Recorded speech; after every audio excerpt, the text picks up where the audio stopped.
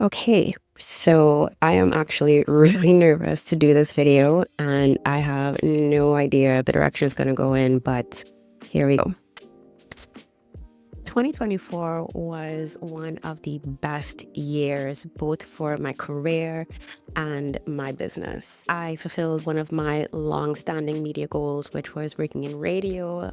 I facilitated workshops for the THA, hosted masterclasses for one of the US Embassy's several programs. I moderated panels for conferences, including for the Trinidad and Tobago Chamber of Commerce. I was featured on podcasts, and I even was on TV. I continued my travels, taking a girls' trip to Portugal, Amsterdam, and spent a month in the UK. On paper, everything looked great, and I can honestly say that 2024 was my most successful year yet. But 2024 was also the year that almost broke me. I was dealing with a lot of personal setbacks and interruptions, which I never really took the time to process. As a high-functioning depressive, what I did was I compartmentalized a lot of my feelings and I zeroed in on work exclusively, which I'm sure you know isn't really the best way to deal with things. It worked for the majority of the year. It actually opened the door for a lot more opportunities to come my way. I ignored a lot of my personal feelings. I stopped checking in with myself. I was doing the most and I was on top of my game on the surface, but I started to not enjoy the fruits of my labor. I was no longer feeling fulfilled. I felt like I was just functioning and existing to work. The work that I was doing started to feel a bit meaningless. The thing about how we perceive success, especially as entrepreneurs, is that it sometimes tricks us into thinking that everything being handed to us is in the right direction to where we want to be. And that's not always the case. Even though I was nearly 5 years into running my business and having left a successful career in media and tourism marketing, I still wasn't validating myself. So every opportunity that came my way, I said yes. And with the scarcity mindset that I had at the time, I was still in this frame of mind that, wow, these big companies want to work with me, and I was not in a position to say no. I never questioned whether these opportunities were truly aligned with me and my future goals. I never questioned whether they were actually enhancing my skills or challenging me or taking me out of my comfort zone. I never questioned whether they were aligned with my longer-term vision for myself and my business. I just kept adding to my plate. I wasn't qualifying whether they were right for me. A few things started to happen around that time. My internalized pressure to succeed, and because I wasn't checking in with myself, triggered one of the most severe bouts of depression and anxiety that I'd ever experienced in my life. And this was coupled with the self-internalized pressure to play the role or play the part of a successful content creator and content marketer and always be visible online. Let's be real.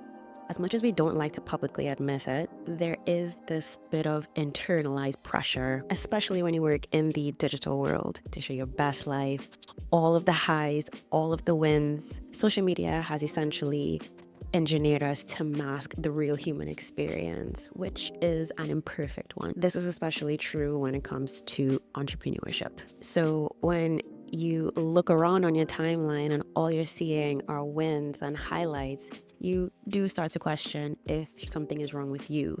Maybe you're doing something wrong. Maybe you've made mistakes on your entrepreneurship journey or just your journey of life on a whole. Start to forget that this is a part of the actual journey. Not everything is going to be perfect. So you don't open up, you continue to mask, even though the reality of it is we're all going through it at some point or the other. And on this journey of entrepreneurship, at some points you do find yourself stuck. I started to look at the bigger picture of my career, and I realized that I was in a rut. I was taking on work so much to the point where work became my identity. I was working through the weekends, I was working late every single night. Ultimately, I was unfulfilled. And the compartmentalization that I mentioned earlier, yeah, it all just came apart. all of my unprocessed emotions, coupled with this feeling of unfulfillment and being stuck professionally, everything came apart at the seams. Everything was falling apart around me, especially as we're coming towards the end of the year.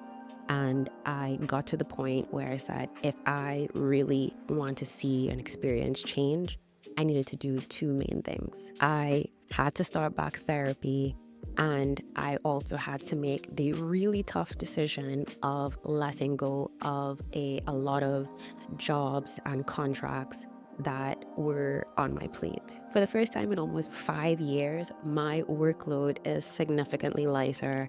I'd gotten so accustomed to just going and tricking myself into thinking that if I wasn't working, then I wasn't being productive. I haven't had the time to actually sit with myself and my thoughts and to just be. It's given me time to really reevaluate how I really want to serve, what direction I want to take with my business and myself personally. It's also given me so much more time to be creative.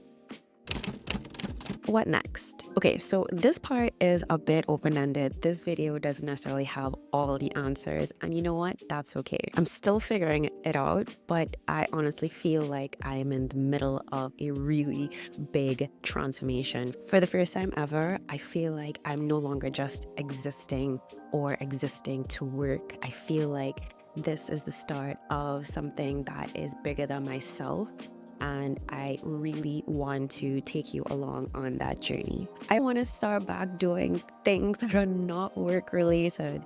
And I know this might sound basic, but hear me out. Like I said, I spent so much of my time working and being so consumed with work that it became my identity. And I stopped doing things for the fun of it. I stopped being curious. And as a creative, I'm sure I can understand how dangerous that could be, that loss of curiosity, that loss of not wanting to do something new, to learn something new. You need time to create, you need time to experiment, to do something well, to fail. All of these things help you become better at your craft. So I'm carving out more time for that. I worked in media and in content for 10 years. This year actually makes it 10 years. And there are two things that I still haven't mastered, but I am working on it this year.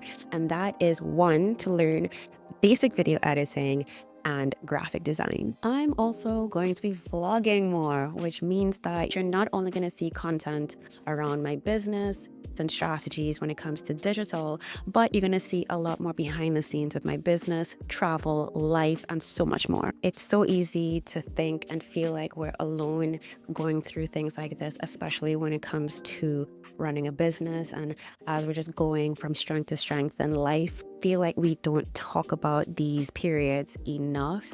I'm really committed this year to building community and having more open conversations like this. I'd also love to hear from you. What resonated with you? Have you ever had similar experiences like this as a creative, as a business owner / entrepreneur, as an adult? And what helped you get through it? I'm really excited to connect with you even more in the videos going forward. I have so much planned. That's it for me, guys. I'll see you in the next video. Bye.